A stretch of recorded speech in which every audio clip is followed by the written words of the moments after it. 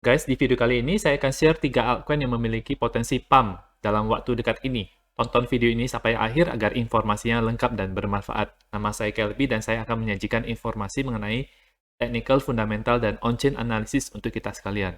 Oke, seperti biasa kita akan mulai dulu dengan Bitcoin di time frame daily-nya. Kenapa harus Bitcoin? Itu karena Bitcoin ini seperti gravitasi pada altcoin ya. Jadi kalau misalnya Bitcoin-nya lagi bullish banget, altcoin-nya juga bisa lebih bullish lagi daripada Bitcoin. Tetapi sebaliknya, ketika Bitcoin-nya itu lagi bearish, turun, altcoin bisa dump lebih parah daripada Bitcoin. Kita lihat di time frame daily ini, di mana pergerakan harganya untuk hari ini dia turun dari tadi pagi, kemudian dia pas berada di garis support ini di sekitar 40.500-an. Sedangkan RSI-nya itu dia masih membentuk pola segitiga, dia masih berada di dalam, jadi ini sedang mengumpulkan energi untuk kemudian apakah dia akan terjadi breakout ke atas atau breakout ke bawah. Kita akan lihat nanti, karena sekarang masih berada di daerah tengah ini. Dan dari MACD-nya juga, ini sama hal yang terjadi, sama dengan apa yang terjadi di pada RSI ini, dia masih mengerucut, jadi membentuk pola segitiga ini.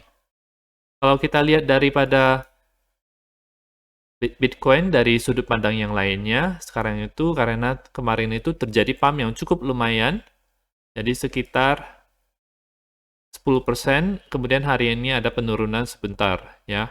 Jadi ada penurunan dari tadi pagi, dan ini kita masih berada di pola ascending triangle, di mana pola ini merupakan pola yang biasanya biasnya itu bullish, karena orang-orang itu ingin membeli Bitcoin di harga yang lebih tinggi lagi daripada low yang sebelumnya. Jadi ini bakal lebih tinggi lagi, lebih tinggi lagi, lebih tinggi lagi.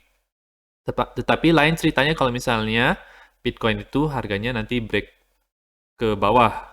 Jadi tetap harus kita menunggu apakah dia mau break ke atas atau break ke bawah ya. Itu untuk yang time frame daily. Kita cek untuk yang angkanya ini, nah ini di sini ada MA50, jadi itu kemungkinan bisa menjadi support juga. MA50 ini berada di harga 40.000, sedangkan ada resistance selanjutnya yaitu MA100 itu di 43.500. Kalau kita lihat di IMA21, ada IMA21 di harga 40.300. Jadi di situ ada harga lokasi-lokasi yang cukup krusial untuk Bitcoin ya. Oke, kalau kita lihat di time frame 4 jam, Bitcoin setelah pump cukup lumayan, kemudian dia ada retracement seperti biasa, memang harus terjadi, karena harga Bitcoin itu tidak bisa langsung naik-naik terus. Apalagi kondisi sekarang yang sentimennya itu market masih bearish ya. Jadi nggak bisa ada kenaikan beruntun dalam waktu yang lama dan hijau terus gitu. Pasti harus ada suatu retracement atau koreksi ringan, sehingga dia bisa melanjutkan lagi. Dan ini kalau kita lihat, retracement-nya itu sampai ke Fibonacci 38,2. Jadi merupakan koreksi yang ringan, menurut saya ya. Jadi kemungkinan kita akan lihat beberapa jam ke depan, dia akan membentuk pola apa. Apakah dia gagal naik lagi ke atas sehingga turun lagi ke Fibonacci 50 atau 61,8, atau dia ada potensi untuk membentuk suatu pola.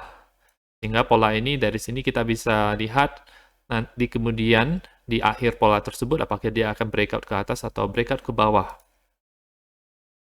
Dari RSI-nya sendiri ini kemarin menyentuh level 70, kemudian sekarang sedang retest ke daerah 50. Biasanya memang harus RSI-nya itu harus meretest di daerah 50 seperti di contoh-contoh yang sebelumnya. Ketika gagal daerah 50 ini, maka dia bisa ke bawah.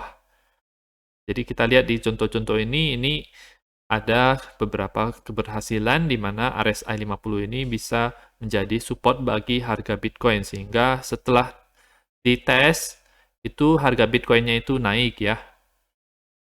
Dan kita juga harus waspada mengenai MACD-nya itu yang akan cross ke bawah. Jadi kita lihat kalau ini ketika MACD-nya itu cross ke bawah, itu kita lihat itu menimbulkan hal yang tidak baik, yaitu biasanya akan turun kalau harga Bitcoin-nya ya. Kalau terjadi MACD-nya cross-nya ke bawah. Kita lihat di time frame 1 jam. Sekarang kalau kita lihat di yang sebelumnya, ini retracement di 38,2 di time frame sebelumnya, time frame 4 jam. Sekarang kita lihat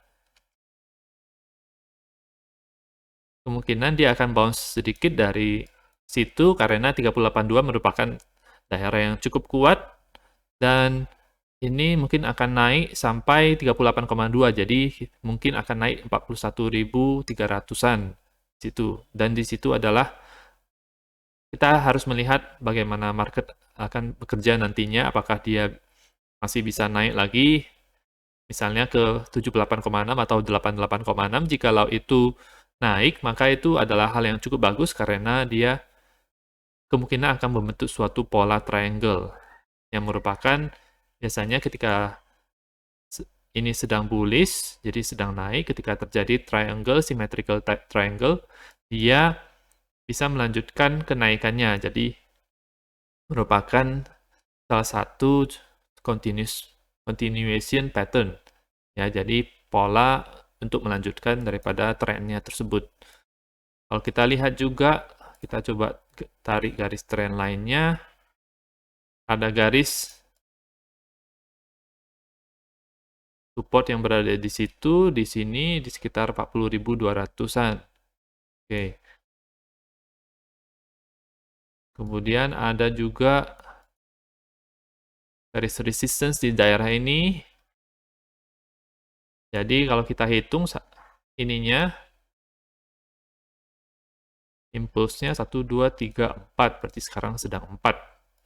Dan kita sedang menunggu untuk yang kelimanya ya. Jadi ini masih belum selesai menurut saya untuk impulse waves-nya, kenaikannya belum selesai. Biasa pasti ada konsolidasi dulu di tengah-tengah, habis itu baru bisa melanjutkan kenaikannya ke atas. Oke, kita update sedikit mengenai Bitcoin dominance, karena ini juga akan berpengaruh terhadap altcoin, di mana akan ada potensi alt season yang terjadi, tetapi saya tidak bisa yakin 100% karena ini hanya merupakan suatu skenario saja ya. Jadi kita lihat bahwa Bitcoin dominance itu sudah naik cukup lumayan dari tanggal 17 Januari sampai sekarang, itu memiliki kenaikan sebesar 12%. Jadi kita lihat bahwa ada resistance yang berada di garis ini.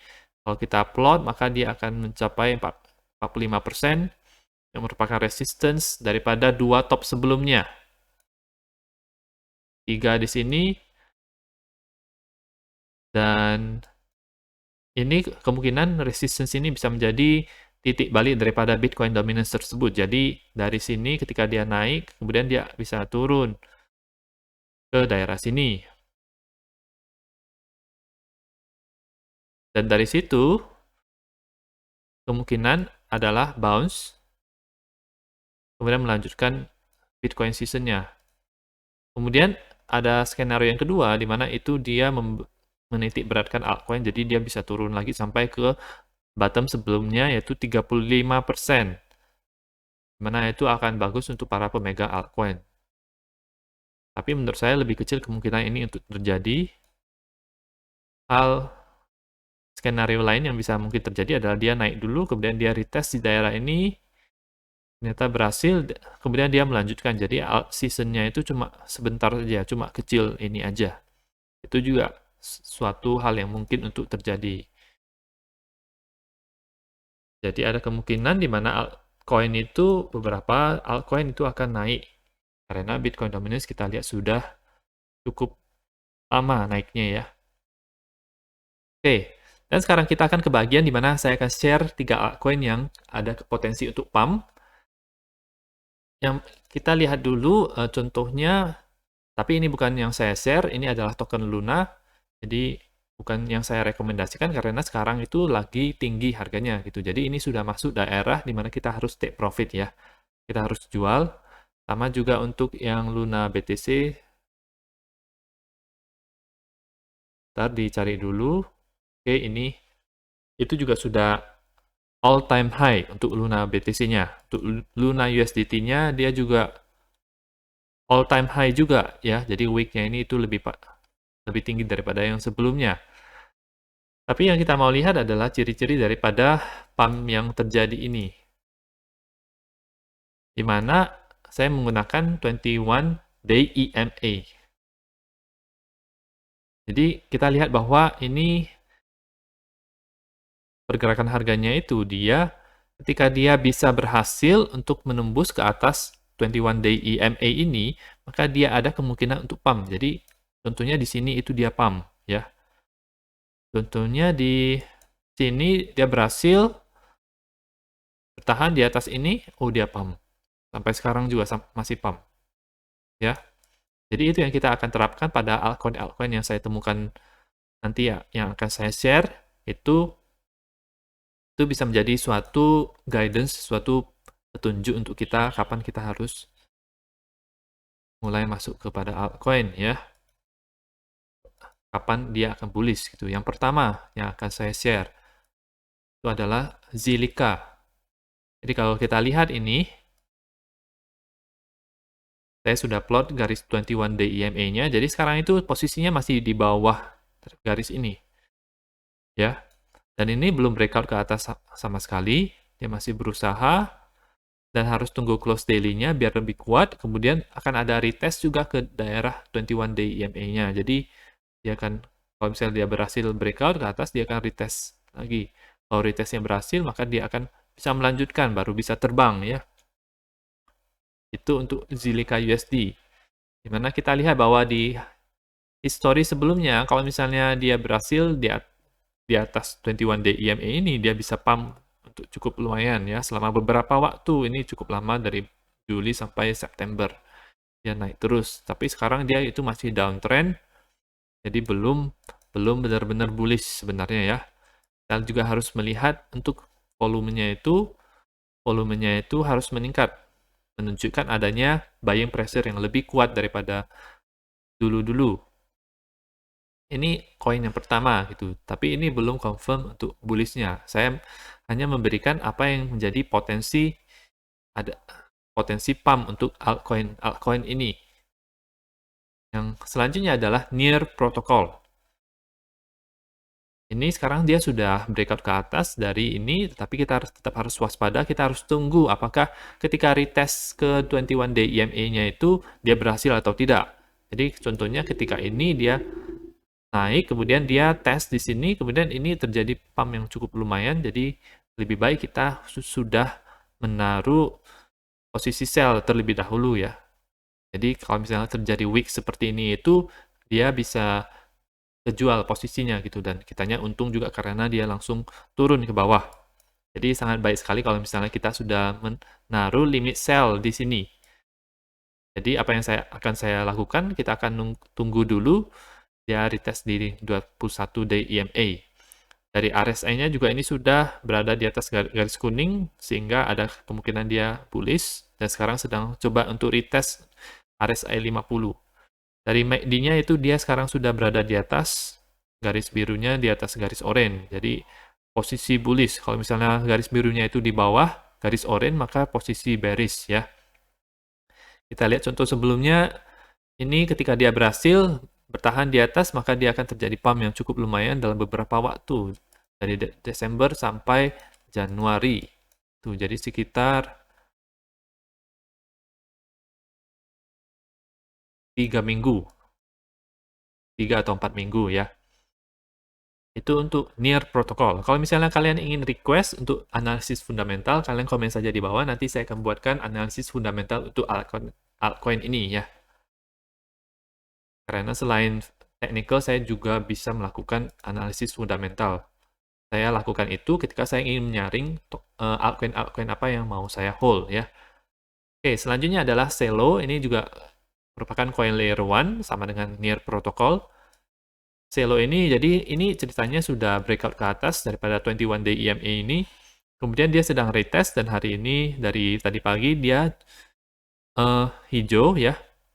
Jadi ada kemungkinan bahwa dia berhasil Jadi kalau kita lihat di history sebelumnya, terakhir kali itu dia pump di 17 Desember, kemudian dia berakhir di 14 Januari. 14 Januari. Jadi cukup lama, sekitar 1 bulan ya. Ini kemungkinan akan bisa naik lagi juga. Jadi itu merupakan potensinya. Namun dari segi volume ini dia masih kecil ya. Jadi itu kita harus waspada juga. Oh, ini untuk yang Celo BTC ya. Nah, untuk yang Celo USD ini sama juga dia sudah di atas 21 DIMA. Kita lebih baik menunggu posisi di 21 day EMA-nya karena untuk yang harga altcoin ini dia cukup fluktuatif. Nah, kenapa saya melihat Celo BTC juga itu alasannya karena merupakan konfirmasi daripada untuk Celo USD-nya gitu.